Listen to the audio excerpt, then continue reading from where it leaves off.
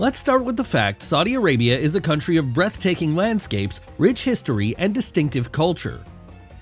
But how much do we know about it besides the fact that the world's largest oil reserves are located here? For decades, Saudi Arabia has been a closed state, which is why it has become overgrown with a lot of legends and rumors. Let's figure out where the truth is and where the fiction is.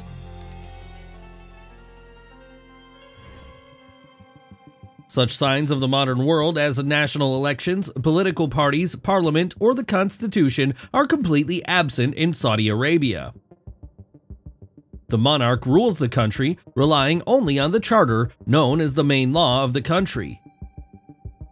Yes, there is also a symbolic Majlis al-Shura, or consultative agency, or consultative assembly, but it does not have the authority to pass laws or ensure their implementation.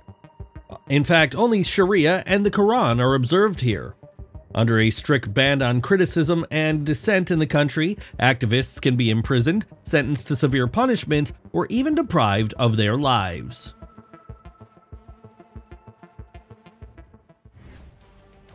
The actual wealth of the Saudi royal family is approximately $14 trillion. Yes, you heard right, the amount is simply exorbitant. The fact is that as the heads of the House of Saud, the monarchs and thousands of his royal relatives occupy all important positions in the kingdom, and accordingly, they receive significant profits from the main industries, and not only. The royal family gets rich by $270 billion a year from the state oil monopoly alone. The royal family of Saudi Arabia tries not to talk about their wealth.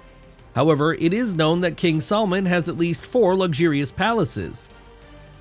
One of them, Al Yamamah, is the royal headquarters and is located in the capital, Riyadh.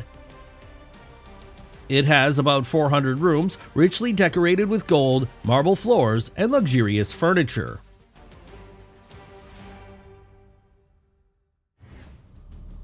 Saudi Arabia still has the death penalty. In fact, it's being carried out publicly here. The most common causes are terrorism, witchcraft, drug smuggling, and the rejection of Islam.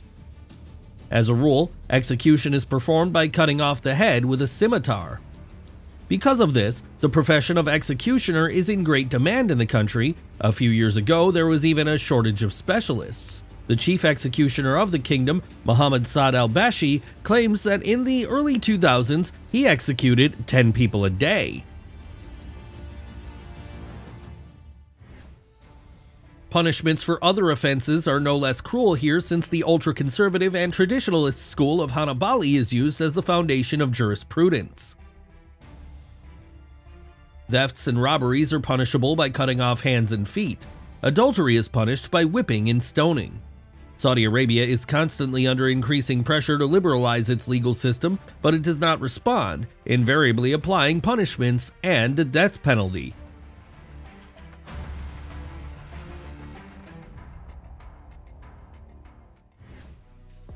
But let's talk about more pleasant things. After all, there are a lot of them in Saudi Arabia. Let's start with King Fahd International Airport, located in the city of Dammam. It is the largest airport in the world. It occupies a colossal territory of 780 square meters. It's like 2 Rigas. There are several 6-story terminals, one of which, the Royal, exclusively serves the royal family. There are 2 2-kilometer runways, giant parking lots designed for 4,000 cars, and even a mosque. In addition to the size and modern amenities, I would also like to mention the unique architecture. The terminal building is designed in the shape of a horseshoe with a bright central dome, which is a landmark of the region. The airport itself is surrounded by beautiful gardens and parks. This airport also holds the record for the world's tallest control tower. Its height is 136 meters.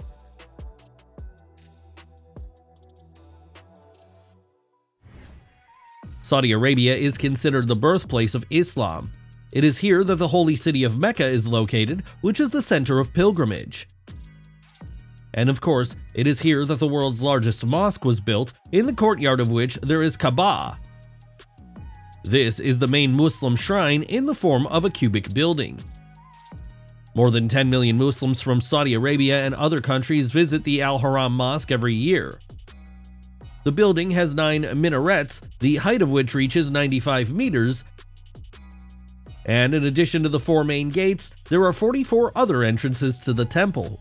At the same time, the mosque can accommodate about 900,000 people. There are 7 escalators, and the indoor air is refreshed by air conditioners. For prayers and ablutions, he eats special rooms, which are divided into male and female spaces. Medan Salih is an ancient city carved into the rocks among the desert canyons and mountain peaks. It has always attracted scientists and travelers, but it became accessible to tourists only in December 2019. Why is it so interesting? First of all, it is all about how and why it was built here and then abandoned. Apparently, this archaeological complex is one of the cities of the Nabatean kingdom, whose capital, Petra in Jordan, is known to many people. It used to be called Hegra. Then, 2,000 years ago, caravans loaded with goods passed through it, carrying bales of incense and spices. It was a rich city with a large number of inhabitants, but in the 2nd century, it was conquered by the Romans. And since the Roman Empire preferred to trade by ship across the Red Sea, caravans stopped going through the desert. Hegra lost its influence and fell into disrepair. The name Medan Salih appeared during the Islamization of the region and is associated with the name of the Prophet Salih. So what is interesting to see here? Well, first of all, the buildings themselves. The city is carved right into the rocks and giant boulders. In addition, there are rock inscriptions and drawings as well as water structures. Since 2008, Medan Salih has been included in the UNESCO World Heritage List. As you may have already noticed, there is a craving for some gigantomania in Saudi Arabia. Therefore, it's not surprising that in addition to the world's largest airport and the world's largest mosque, there is also the world's tallest fountain. It is named after King Fahd and is located in Jeddah. Its design is quite simple. Right from a bowl resembling a local incense vessel, a huge jet of water soars up to 300 meters. A special feature of the fountain is the fact that it uses salt water from the Red Sea. At the same time, the weight of the water that hangs in the air is almost 19 tons. It's an incredible sight. The fountain is located directly in the sea and is visible from anywhere in the vicinity of the city of Jeddah.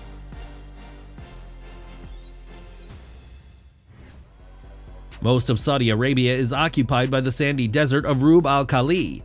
It stretches for 1,000 kilometers in length and 500 kilometers in width. This is an almost endless sea of undulating sand dunes with a height of some exceeding 250 meters.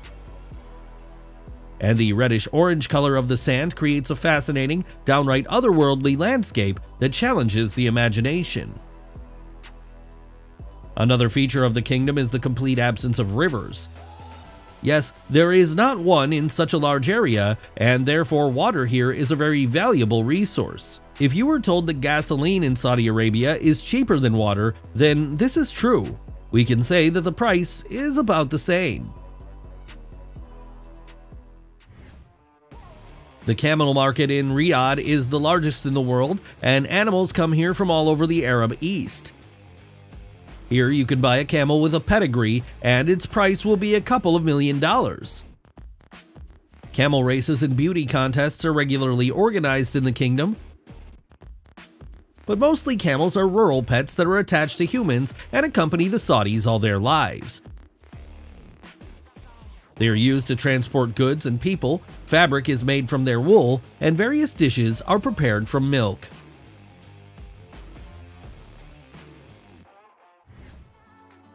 Saudi Arabia has a huge consumption of electric energy. It is spent on household needs, street lighting, and the operation of desalination plants, but most of it is used exclusively for air conditioning. That's why, in order to preserve the climate, a responsible decision was made in the kingdom to introduce green energy into life. In addition, the less oil is used in the country for domestic consumption, the more it can be exported.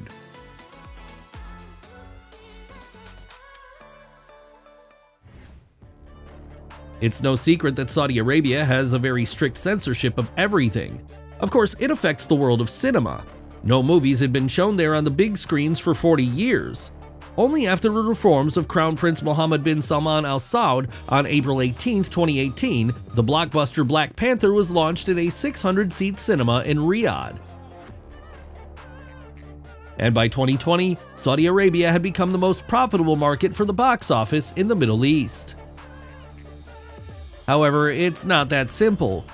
Despite the fact that last year such films as Top Gun Maverick, Oppenheimer, and even Barbie reached the cinemas of the kingdom, all of them were censored before the screenings.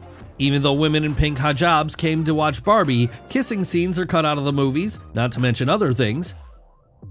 At the same time, no one cares that the entire story can be affected. The main thing is to observe decency. The coffee ceremony is one of the most important traditions in Saudi Arabia. You'll be offered very strong coffee without sugar, abundantly seasoned with cardamom. This coffee is offered at a party and even at business negotiations. Before starting a conversation about business, they drink coffee and talk about life in this country. Otherwise, it won't work out. The only transport that can be called public in Saudi Arabia is a taxi. There are no regular buses, trolley buses, trams, minibuses, or subways here. Most people travel by private cars. They can also walk around, but it is not too comfortable because of the intense heat. The main entertainment of the Saudis is visiting huge shopping malls, which have everything you want.